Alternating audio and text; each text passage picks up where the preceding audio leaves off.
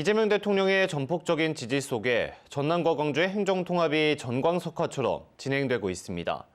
하지만 전남 국립의대 설립 등 전남의 현안 과제가 좌초될 수 있다는 우려와 광주시의 행정과 경제가 집중될 수 있다는 걱정 등을 불러온다는 지적이 나오고 있습니다. 오늘 전남도의회 의원총회에서 김영록 지사는 통합광역체제의 명칭을 광주 전남 특별시로 검토하고 있다고 밝혔습니다. 김윤 기자가 취재했습니다. 국립 전남의대를 설립하기 위해 통합을 시도했던 목포대와 순천대. 지난해 목포대는 학내 모든 구성원들이 통합 찬성에 50% 이상 지지를 보냈지만 순천대는 학생들의 반대로 양 대학 통합이 무산됐습니다. 목포대는 이런 가운데 전남과 광주의 행정 통합까지 가시화되면서 의대 문제가 좌초되는 것 아니냐는 우려를 하고 있습니다. 30년 동안 의대 설립 명분인 광역시도 가운데 전남만 의대가 없다는 이유가 사라지기 때문입니다.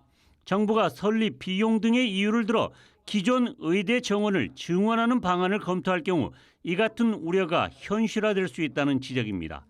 또한 전남 광주 행정통합이 또 다른 서울시가 광주시에 복제되는 것 아니냐는 걱정도 나오고 있습니다. 정치와 행정, 경제가 광주시로 블랙홀처럼 집중될 경우 전남 행정 중심인 목포권과 경제 중심인 여수권의 소외가 발생할 수도 있다는 우려 때문입니다. 전남 도의회 의원총회에 출석한 김영록 지사는 이 같은 우려를 불식하기 위해 특별 법안의 통합에 따른 특례와 중앙정부 권한 이양, 자치권 강화, 분야별 특례를 두겠다고 밝혔습니다.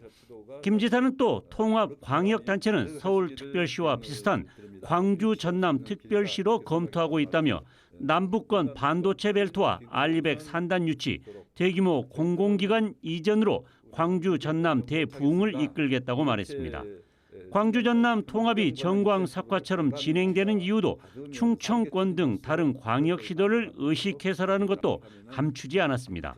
충청권이 통합되고 우리가 통합되지 않을 때는 우리 호남에 대한 지원에 한계가 있을 수밖에 없고 또 다른 지역도 이미 우리 충청권이랄지 다른 지역에서도 왜 호남만 특별히 여러 가지 혜택을 부여하느냐 그런 의견도 있었기 때문에 전남도는 내일 대통령과 오창 간담회 이후 이달 안에 300~400명으로 구성되는 범시도민 행정통합 추진협의회와 특별 법안을 마련합니다.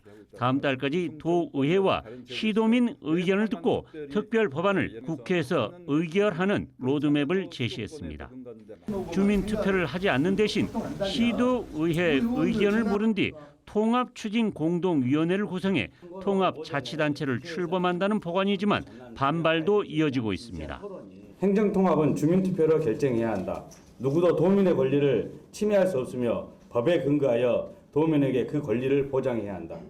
전남도의회는 의원총회에서 김영록 지사의 설명을 듣고 당초 입장을 낼 방침이었지만 대통령과 오창 간담회 이후 다시 한번 의총을 열고 입장을 정리하기로 했습니다.